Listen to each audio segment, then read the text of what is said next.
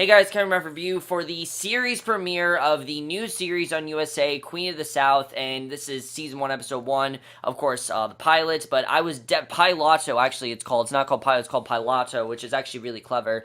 I was really looking forward to the show, definitely, I mean, for so many reasons, mainly because of the fact that it's USA, and they're the network responsible for giving us Mr. Robot, one of the best shows of the summer, but not just of the summer, on TV right now, and probably one of the best shows I've ever watched. I mean, there are so many great things about that show. Such a great hidden gem last summer that I don't think enough people saw. But luckily, over time, has become very, very popular, just like Unreal has, which I'm very happy about. But because of the success of the show, I was really looking forward to the show. I thought, all right, USA's, really trying to change up things. I think it's going to be another really compelling show. And overall, I have to say, was this as good as the pilot for Mr. Robot? Oh, fuck no, definitely. This is not nearly as interesting as pilot for Mr. Robot, but still a pretty damn good pilot. I really enjoyed this premiere. I really did get into it. I thought this was really good overall. Was it perfect? No. I mean, most of this was exposition, setting up her life, setting up her character, but it was necessary exposition to see what she's gone through, basically see what this character is going through. By the way, Teresa Mendoza is not a real person, but she very much felt like a real person. Just the way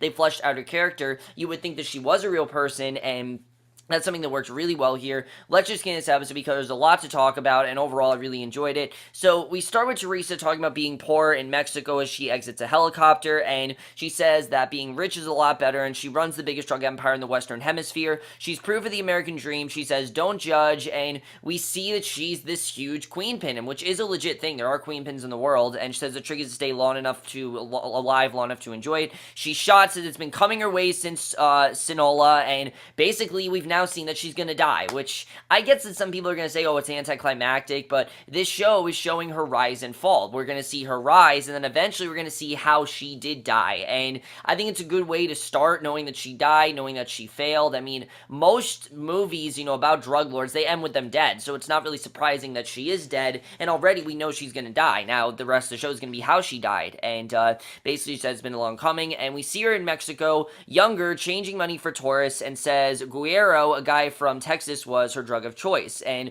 another guy then comes up and manhandles her. It's her boss who says she works for, and Guiro, however you pronounce it, Guiro, he beats the shit out of him for touching her. Teresa says the sweetest thing anyone's done for her. He says since she's out of a job, she should come with him. We then see them going into a nightclub, and she says Brenda, Chino, and Guiro became her friends. Brenda gives her a bump of coke in the bathroom. She goes out to the dance floor, dances with another guy, while Guiro dances with another woman, and he comes and grabs her away, and Teresa says that he protected her, and she didn't care that he was a drug runner. Later they kiss, and right away these two get very close, and this was definitely very quick, the way this was all done. I mean, they kiss, he undresses her in the parking lot, she says that he was like her heroine as he does her on the car in the parking lot, and basically he was really a great thing in her life, and I like the way that they definitely show this. Thought that was definitely very well done, and this episode itself is divided into different acts, because after this we see how Teresa meets the Dawn.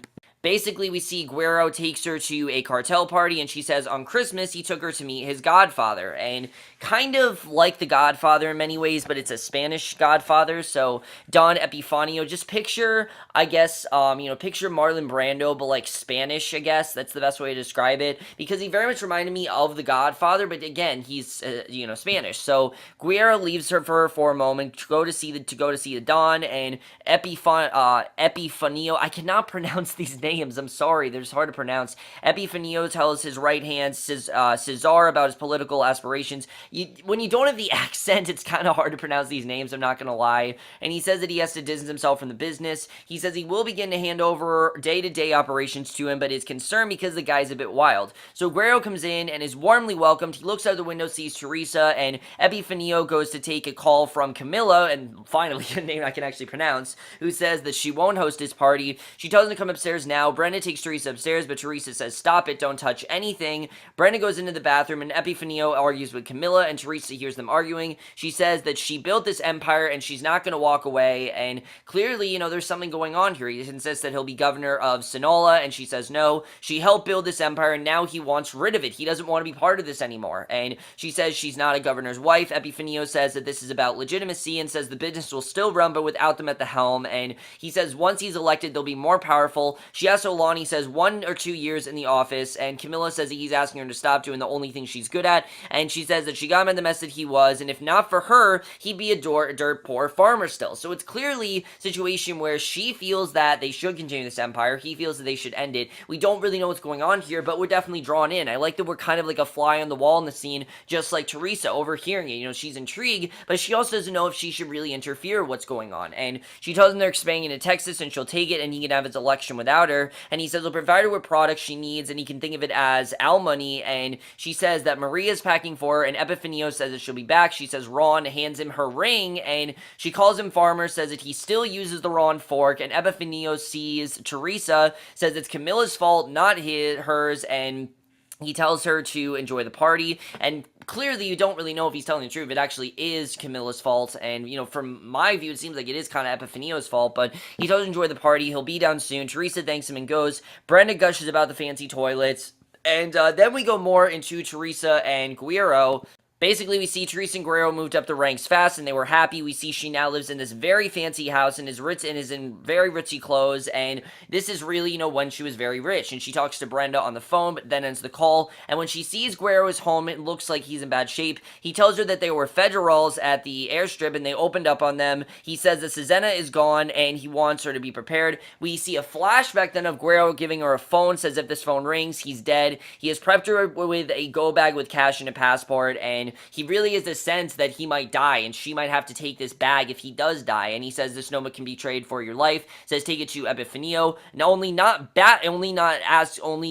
Cesar. So Teresa says excited her, and she thinks that he really loves her. Teresa then checks, because he trusts her enough to give her this bag, and Teresa checks the gun from the bag, says teach me how to use this, and it really was a very cool scene, the way it was done, the way he taught her to use a gun. So Guiro then wakes to Teresa, wishing him happy anniversary. She has balloons all over their room, and he says, how did she get all this, and in here without him knowing, and he says he's supposed to sleep with one eye open in his job. She says that sounds like a drug runner, and they joke around. He flips her over, gives her another lesson in never letting her guard down. He kisses her, he asks what's wrong. She says she had never had a first anniversary of anything before, and says she always mistrusted people. Guiro says he doesn't care about the past, and the present belongs to them. She smiles, he tells her he loves her. She replies in Spanish, they kiss again. Teresa then soaks in the hot tub, and really just it's paradise at this point. They're having a great time, and their relation was really well done here. I won't really say that they had chemistry on, because it was only done this first episode, but from what I saw, they worked really well together. And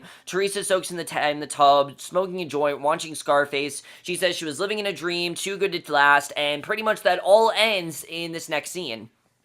Basically, Teresa then gets a phone call, sees it's not from her regular phone, and immediately she's freaking out because it's not from a regular phone. She runs to find the phone, ringing downstairs in their mansion. It's in a drawer. She answers, and a man says, you don't know me, but Guiro is dead. He says, get out of the house now, and obviously he told her, look, take the bag if I'm dead. So she takes the bag and runs, calls Brenda, gets Tony, says, get Tony and run, says they might be coming for Chino, and this is such an intense scene. This is something that I really love. The intensity in this scene really was great. Brenda sees men come in, curses, he has his headphones on, is snoring coke and doesn't hear. She takes Tony, hides in the closet. Teresa says she's on the way, says don't make a sound. Two men come in the house, greet him, acting like things are cool. They snort some coke. They ask how long he and Guiro have been writing their own coke on the boss's dime. One man grabs a meat cleaver and tells Chino he can die fast or slow. He says he didn't do it. Teresa tells Brenda go now. Chino tells him he's in debt. He offers to cut them in.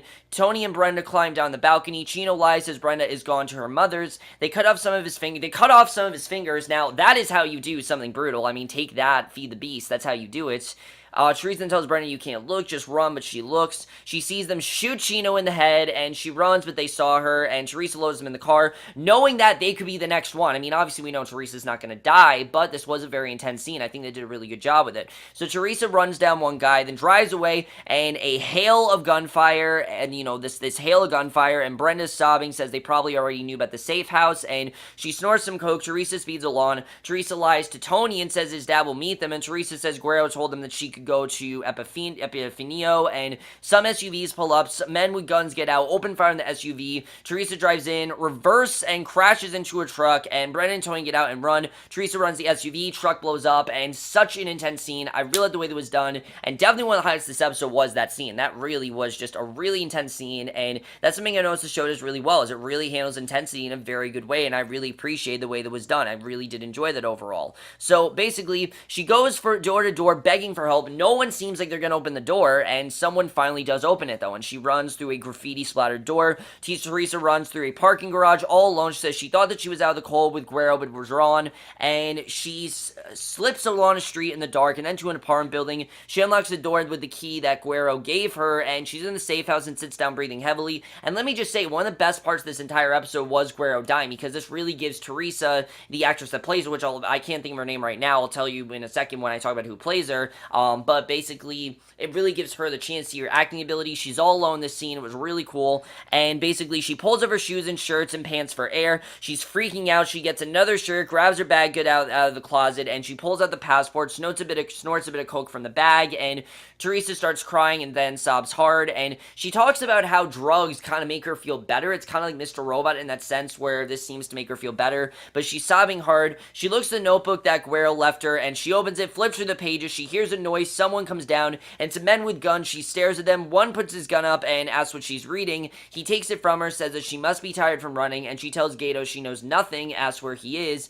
and Gato tells Potty that she's asking about Guiro. Gato says that Guiro was skimming from Batman, who that's the guy that they're looking for. He's called Batman, and says that her man is dead. He gets in her face, and she calls him a son of a bitch, and he slaps her hard, and Pot tries to stop, I don't know how you call it, Pot, he tries to stop Gato, who's ready to rape her. Gato says she was gonna die anyway, so it's a waste. He pulls her pants off. She stares at Pot, who walks away. Gato rapes her. It's a really hard scene to watch. Teresa says, when you think your life is over and hit bottom, she saw herself, not Jesus, and it's her from the future looking spiffy, and her future self says, go on, you know what to do. She gets her gun from the bag, shoots him. Now, we don't exactly know how she does this, how she sees her future self, but I think this is more Teresa. This is what she imagines herself to be. This is what she wants to be, and she's hoping that she turns out as successful as she ends up, and I think that was a very well done scene. I really did enjoy that overall, and she asked if Guiro's really dead, and I really enjoyed that. So, basically, Pot comes in, she holds a gun on him, saying, don't move. She grabs her stuff while holding the gun on him. She backs up the stairs, leaves it a run, and like I said, just really good intense stuff. I think they really handle intensity very well here, and definitely one of the things that resonates most with me in this pilot is the action.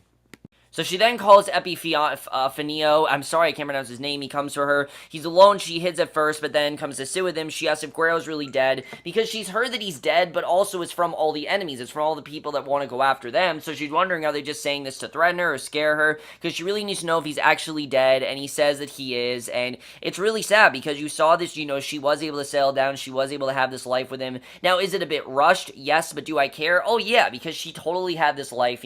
She got to kind of be at peace, and was completely ripped from her. And basically, he says he is. She gives him the notebook, but says she never read it. He says he has to make an example when people steal. He says they know that she didn't know anything, but letting a woman escape is a shame. Epifanio says that he can't get involved. She says Guiro told her that she could trade the book for her life. Epi kisses her head and says sorry. He walks out with the notebook, and Teresa stares at his men, follows. She goes to stand in front of his car. Epifanio gets back out. She says no one else, and he has to help her. She puts a gun to her head. She says no, and I do this, and she says that she's already dead, she'll do it herself, and she says she will haunt the living shit out of him. Says how will they look for a governor? He asks if she has a passport. She says yes. He asks if she has money. She says yes. Epifanio says all right, and holds out his hand for her gun. She hands it over. He says let's go. They drive around to the desert. He touches her arm tenderly on the drive. Her future self says think of something fast, something has changed, and as the dawn gets a call, she spots a gun under his jacket left in the seat, and back on the road she looks at Epifanio and then points the gun at him. She says stop the car. He asks what she's doing. She says let me out.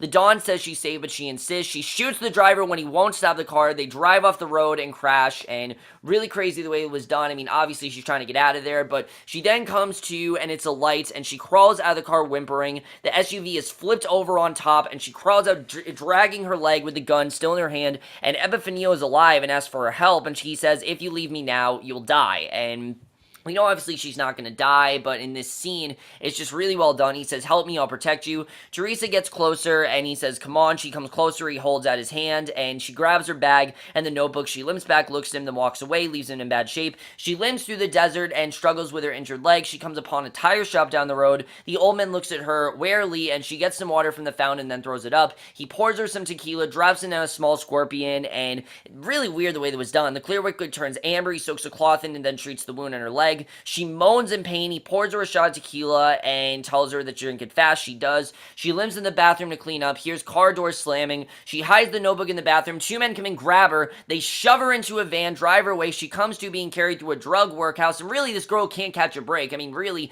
constantly she's trying to run away, and they keep catching her, and the man lies her down, locks her into a chain link cage, and she looks around, and she's now in a drug warehouse, and she works the ropes tied on her wrist after she finds a piece of metal. She gets loose and explores further. She breaks a glass mirror after putting her sleeve over her hand, and a woman then comes to see her and notices that the mirror is broken, and this is basically where we actually start the plot of the show, is in this next scene. Which I gotta say was very well done, because I think all this exposition was definitely worth it, because that gets us to the actual plot of the show. Because she takes this silver of glass gently from her hand, then sits across from her. She asks for Teresa's hand, and it's Camilla, Epifanio's wife. She says the gas station she stumbled upon was on her mule route, and she says that her husband Fanio called her several times, saying he was looking for a girl, and that he had been in an accident, and Camilla asks where she knows her from, and Teresa says the Christmas party at her house with Guiro, and Teresa says that Guiro's dead. Camilla asks why she was out there, and says that my husband chased you in the desert, then asks why he went to such lengths, and Teresa doesn't answer because she doesn't really know, and I mean, honestly, I don't think Teresa really knows why he went to such lengths, and Camilla says, take her downstairs. Teresa asks where she is. Camilla says, Dallas, Texas, then says, welcome to America. She walks out, and we see future Teresa telling her that she's gonna love America. That is how this episode ends. Basically, she's now in America, she needs to face that, and that is how we end this overall. So overall, I really did enjoy this premiere. Not too much to say about it, mainly because it was basically just setting things up, and it was a lot of exposition, but it was really worth it. We get the sense that Teresa is now going to be in America. This is going to be a much different experience for him. Looking forward to seeing how that's all going to go down, because there's a lot of interesting stuff, I think, going on in this show that I really did enjoy overall, and especially the performances. I think a lot of them are very strong here, especially Alice Braga as Teresa really stuck out to me. She's a very good character. I really love what she did in this episode. Definitely, she was fantastic. I mean, just her acting ability, especially in scenes that are very intense, I think she handled those very well, and also I'm looking forward to seeing how she goes from this really scared girl to this really strong queen pin. How does she become, how does she go through that transformation? That's something I'm really looking forward to, is seeing what's going on with that, and especially how does she overcome this tragedy, because clearly Guiro dying is something that she's not really ready to face. She kind of has to, but she's kind of been thrown into this situation where she doesn't really know what to do, and now she's basically told that, oh, this is what you have to do. She's being forced to do all this stuff, and I really like what she did in the show. I think she did a very good job. I really liked her character. Justina Mikado as Brenda. Not really any huge scenes here, but I think she overall did a very good job. I really liked her character. She was really good. Hemky Madera as Pot. We're going to see this guy again, definitely. I don't really know, again, how you pronounce his name, but I think he was really good. And then the one person that definitely stuck out to me, Veronica Falcón as Camilla. She was fantastic. I loved her character. I mean, you can just see she is such presence on this show. She's very much experienced with this kind of thing. She knows exactly what she's doing, and she knows that Teresa is totally the person that should be thrown in this situation. I'm looking forward to seeing how she is on this show. And then I guess the only other person I'll talk about is Joaquim de Almeida as Don Epifanio. He really was fantastic. I really liked his character. I think he did a really good job. The other characters haven't been introduced yet, so I can't really say anything about them. Mark Consuelos is going to be on this show, which is interesting. Kelly Ripa's husband, which is, honestly, I'm looking forward to seeing what he does on this show. But that really is nothing that makes the show. The acting is really great here. I think the writing's really done as well, especially the narration. I like the story here being told.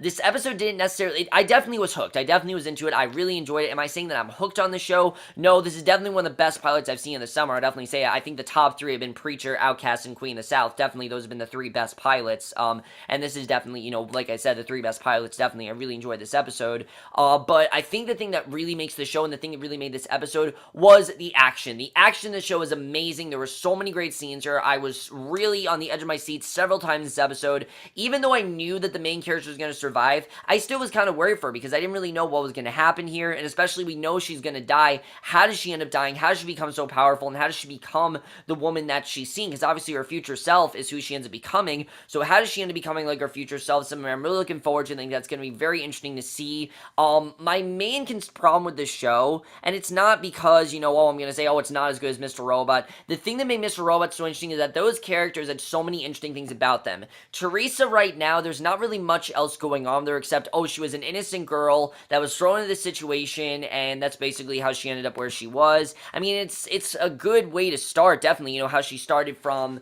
you know, rags to riches. I think it's a good story. It's one we've seen a million times, but I really did like what she did on the show. You know, she's not completely a good girl. She's done a lot of things. You definitely get it, but she's never really, she's kind of been thrown in this situation and doesn't really know what to do now, and I really did like what we saw of her in this episode. I think she did a very good job. It's just a lot of the characters here don't really have the, I'm just gonna say they're not as compelling, and they don't really have the, grab that you're just immediately latch onto these characters in the way to a Mr. Robot. Not that they're bad here, it's just Mr. Robot I think is a much more interesting premise. I think this is gonna be a great show regardless, but Mr. Robot so far is just a lot more interesting. But again, Mr. Robot, there were some things here that I didn't love about, Mr. Robot. I mean, I don't really say there wasn't anything I didn't love in Mr. Robot, but at first, I think the first episode is a great episode, but it's not the best episode of that show. It's probably the one episode where it feels like something normal, but Queen of the South definitely is not all like Mr. Robot. It's not as psychological, it's not as, it's definitely much more in your face, and that's fine. I like that it is something different. I like this trying to be its own thing, and I hope this show's successful. But overall, guys, what you guys thought of this show. Love to hear your thoughts on it. I overall really enjoy this pilot. Did it do a lot for me? Not as much as I thought it was going to, but it was a great first episode. I really did enjoy it. Is it something that I'm going to look on back on the show and be like, oh, the show had an amazing pilot? It wasn't an amazing pilot. I thought it was a very good pilot. I really enjoyed it overall. The action was amazing, and definitely that was all great. But the pilot overall, I thought was really great. That was a very good start. Let me know what you guys thought of this episode. Love to hear your thoughts on it. We'll see you guys in my next video, which will be for the series premiere of American Gothic. I know I've meant to review this show, and I will see you guys for that. Okay, bye.